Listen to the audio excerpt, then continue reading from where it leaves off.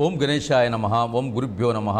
ఓం శ్రీ సాయినాథాయ నమః. సాయి బంధువులారా, ఈరోజు బాబావారు సూచించిన నేను ప్రవచించే ప్రధానమైనటువంటి అంశం నా జీవితంలో జరిగిన యథార్థమైనటువంటి ఘటన, యథార్థమైన లీల, యథార్థమైన జ్ఞానం. బాబావారు ప్రసాదించినటువంటి జ్ఞానంలో ఈరోజు సాయి చరిత్రామృతం ఆరో భాగాన్ని మనకు తెలుసుకునే ప్రయత్నం చేస్తున్నాము.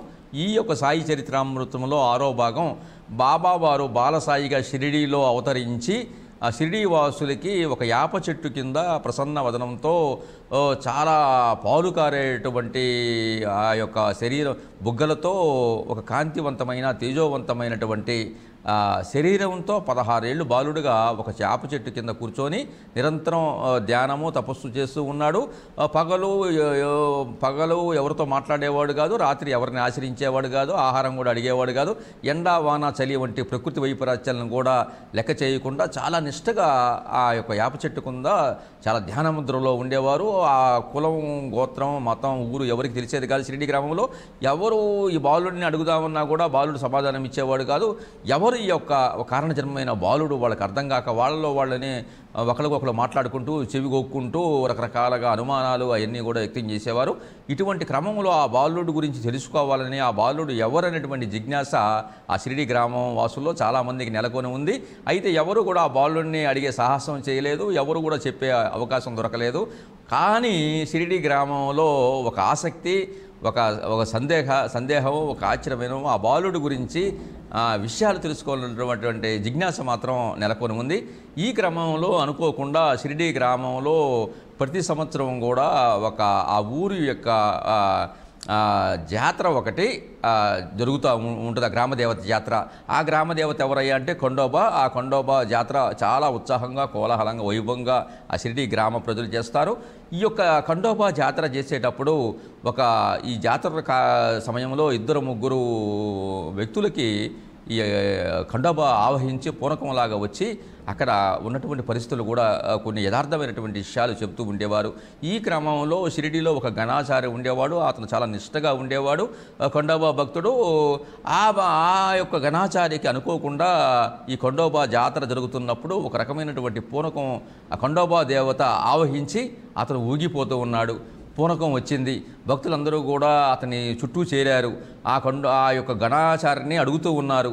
ఏమనంటే వాళ్ళల్లో అప్పుడు దాకా నెలకొని ఉన్న జిజ్ఞాసగా ఉన్న ఆసక్తికరమైనటువంటి ఈ బాలసాయి గురించి, అసలు ఈ బాలసాయి ఎవరు, ఎక్కడి నుంచి వచ్చాడు, ఇతను ఏంటి అని చెప్పేసి ఆ గణాచారిని అంటే ఖండోబా దేవత ఆవహించినటువంటి పూనకంలో ఉన్నటువంటి గణాచారిని ఈ షిరిడీ గ్రామంలో ఉన్నటువంటి భక్తులందరూ కూడా అతన్ని ప్రశ్నిస్తూ ఉన్నారు.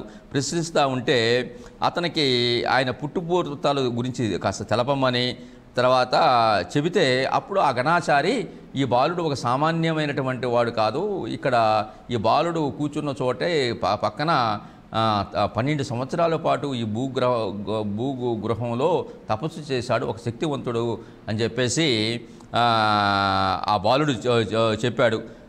తర్వాత ఆ బాలుడు కూర్చున్న స్థలం ముందు ఒక స్థలం ఉంది. ఆ స్థలాన్ని చూపిస్తే గ్రామస్తులు ఆశ్చర్యపోయి నిజమా కాదా అని చెప్పేసి వెంటనే కొంతమంది వచ్చి అక్కడ ఉన్న చూపించినటువంటి ప్రదేశంలో ఆ పలుగు పారాపట్టి తవ్వితే కాస్తంత చిన్నగా తవ్వగా అక్కడ ఒక సొరంగ మార్గంలాగా కనిపించింది. వాళ్ళు ఆశ్చర్యపోయారు. ఆ సొరంగ మార్గంలో దిగడానికి వాళ్ళకి మెట్లు కూడా కనిపించినాయి. చిన్నంగా ఆ మెట్లు చీకటిగా ఉన్న మెట్లులో కొంచెం దిగంగానే అక్కడ దేదీప్యమానంగా ఎలుగుతున్నటువంటి ఒక చిన్న కింద గుహ. ఆ గుహలో ఎలుగుతున్నటువంటి 4 ప్రమిదలు, తర్వాత జపమాల, గోముఖ వ్యాఘ్రము, ఒక చెక్క పీట, ఇవన్నీ కూడా అక్కడ దర్శనమిచ్చాయి. వాటిని చూసి ఈ షిరిడీ గ్రామం వాసులు చాలా ఆశ్చర్యపోయారు. ఎందుకంటే ఆ ఖండోబా అక్కడ ప్రధానంగా కొన్ని ఇటుకలు ఉన్నాయి. తర్వాత 4 మూలలు కూడా 4 సమాయిలు ఉన్నాయి. సమాయిలు అంటే మనం ఎండి ఇత్తడి దీపపు సమ్మెల్లాగా పెట్టుకుంటాం కదా, ఎండితో కానీ ఇత్తడితో కానీ ఒక దీపపు కుందెల్లాగా పెట్టుకొని వాటి మనం నూనె పూసి వెలిగిస్తాము. అలాగే 4 పక్కల కూడా ఈ సమాయిలు ఉన్నాయి. ఆ సమాయిల్లో దీపాలు దేదీప్యమానంగా అక్కడ వెలుగుతూ ఉన్నాయి. తర్వాత ఒక పాత్ అంటే ఒక చెక్క స్టూల్ కూడా అక్కడ కనిపించింది. తర్వాత ఒక జపమాల కనిపించింది. జపమాలను తిప్పేటటువంటి ఒక గోముఖి అంటే జపం తిప్పేటప్పుడు చేతికి వేసుకునేటువంటి ఒక తొడుగు, అది కూడా అక్కడ మనకి దర్శనమిచ్చింది. తర్వాత అక్కడ ఈ వస్తువులను బట్టి ఆ బాలుడు 12 సంవత్సరాలు ఈ గుహలో తపస్సు చేశాడని చెప్పేసి పూనకం ఖండోబా దేవత ఆవహించినటువంటి పూనకంతో ఉన్నటువంటి ఈ గణాచారి గ్రామస్తులకి తెలియజేశాడు.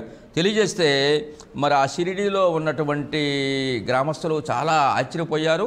గణాచారి చెప్పిన ప్రకారంగా అన్నీ ఉన్నాయి. అయితే బాలుడికి 16 సంవత్సరాలు ఉంటే ఇక్కడ 12 సంవత్సరాలు ఈ బాలుడు తపస్సు చేయడం ఏంది అనేది వాళ్ళకి ఒక అంతుపట్టని చిదంబర రహస్యంగా ఆశ్చర్యంగా ఏర్పడింది. ఎందుకంటే బాలుడికి చూస్తానికి 16 ఏళ్ళు ఉన్నాయి, 12 సంవత్సరాలు ఎప్పుడు తపస్సు చేశాడు, ఈ భూగ్రహం ఏంటి, ఈ భూగ్రహంలో కింద మెట్లు ఉండటం ఏంది, కింద 4 వైపులా కూడా 4 దీపప్రమోది వెలుగుతూ ఉన్నాయి, జపమాల ఉంది, చెక్క స్టూల్ ఉంది, గోముఖ వ్యాఘ్రం సంచి ఉంది. ఇవన్నీ చూసేసరికి ఈ బాలుడు కారణ జన్మకుడు ఏదో ఒక అదృష్టమైన శక్తి ఉంది. అయితే బాలుడు తపస్సు చేస్తున్నటువంటి వయసుకి బాలుడికి కలిగినటువంటి వయసుకి సంబంధం లేక ఉన్నాయి. బాలుడికి 16 సంవత్సరాలు అయితే 12 సంవత్సరాలు ఎప్పుడు తపస్సు చేశాడనే విషయం అర్థం కాక వాళ్ళు చర్చించుకుంటున్నారు. ఈ క్రమంలో ఆ దృశ్యాన్ని అక్కడ గమనిస్తున్నటువంటి ఆ బాలుడు చూశాడు. 16 సంవత్సరాలు ఈ భూగ్రహంలో ఈ బాలుడికి పనేంది, ఇక్కడ తపస్సు చేయడం అనుకున్న క్రమంలో ఆ బాలుడు చూసి షిరిడీ వాసులారా దయచేసి ఆ మహాసమాధిని అది మూసివేయండి, అది నా యొక్క గురువు స్థానము అని చెప్పేసి తొలిసారిగా గొంతు ఇప్పి ఆ బాలుడు షిరిడీ గ్రామం వాసులతో చెబుతూ ఉన్నాడు. తర్వాత ఎందుకంటే అది తన గురువు స్థానం అని, ఎంతో పవిత్రమైనదని, అక్కడ 12 సంవత్సరాలు తపస్సు చేశామని, కాబట్టి అంత పవిత్రమైన గొప్ప స్థానాన్ని దయచేసి మీరు తెరవబాకండి, వాటిని యథావిధిగా మూసివేయండి అని చెప్పేసి బాలసాయి తొలిసారిగా షిరిడీ గ్రామం వాసులతో పలికినటువంటి పలుకులు అవి. వాళ్ళు కూడా ఆశ్చర్యపోయారు. మహా సిద్ధయోగిలాగా ఉన్నాడు ఈ బాలుడని వాళ్ళందరూ కూడా అనుకున్నారు. తర్వాత ఆ బాలుడు తల్లిదండ్రులు పుట్టినటువంటి ప్రదేశం కానీ ఎక్కడి నుంచి వచ్చాడో ఇవన్నీ కూడా ఎవరికీ తెలియలేదు. ఆ బాలుడే అయోనిజుడు అంటే ఎవరికి జన్మించకుండా కారణం భగవంతుడు పంపించాడేమో అనేటువంటి ఆశ్చర్యం కూడా ఆ షిరిడీ గ్రామం వాసులకు కలిగింది. అందుచేత ఆ బాలుడు సాక్షాత్తు అవతార పురుషుడే కానీ మామూలు వ్యక్తి కాదు అని చెప్పేసి ఒక గొప్ప శక్తి ఏదో ఉందని ఆ ఖండోబా దేవాలయాన్ని పూజించేటువంటి ఆ పూజారి మహల్సాపతి తొలిసారిగా అతని మనస్సులో మెదిలాడింది. ఈ బాలుల్లో ఏదో ఒక శక్తి, ఒక అద్భుతమైనటువంటి దాగి ఉంది అని ఆ అనుక్షణం ఖండోబాని పూజించేటువంటి ఆ ఆలయ పూజారి అయినటువంటి మహల్సాపతి మనస్సులో ఈ ఆలోచన మెదిలాడింది. ఇవన్నీ కూడా అతి కొద్ది కాలంలోనే ఆ బాలుడు అక్కడ ఎలా ప్రత్యక్షమయ్యాడో ఇవన్నీ అర్థం కాలేదు. ఆ కొద్ది కాలం తర్వాత ఆ బాలుడు అనుకోకుండా అక్కడ అదృశ్యమైపోయాడు. తర్వాత ఆయన గురించి ఆయన జాడ విచారించినా కూడా ఎవరికి ఆయన జాడ తెలియలేదు, ఎక్కడున్నాడో కూడా తెలియదు. ఆ రకంగా తొలిసారిగా మరి కొన్ని రోజుల పాటు షిరిడీ గ్రామంలో ఆ యాప చెట్టు కింద ఆ బాలుడు దర్శనమిచ్చి తపస్సు చేసి తన గురుస్థానాన్ని తెలియజేసి షిరిడీ గ్రామం వాసులకి ఒక ఆధ్యాత్మిక ఆనందాన్నిచ్చి ఆధ్యాత్మిక రహస్యాలను బోధించి అదృశ్యమయ్యాడు. ఈ విధంగా బాలసాయి భూగర్భంలో మరి తన యొక్క తపస్సు చేసినటువంటి, తను 12 సంవత్సరాలు తపస్సు చేసినటువంటి స్థానాన్ని షిరిడీ వాసులు ప్రత్యక్షంగా చూడడము, తర్వాత అక్కడ గొప్ప శక్తి కలిగినటువంటి స్థానం అని చెప్పడం, దాన్ని మూసి వేయమని బాలసాయి చెప్పడం, ఇవన్నీ కూడా అక్కడ బాలసాయి చెప్పిన దాన్ని బట్టి అది ఒక గొప్ప ఆధ్యాత్మిక తపస్సుతో కూడినటువంటి తపస్సుతో కలిగినటువంటి ప్రదేశంగా బాలసాయి చెప్పాడు.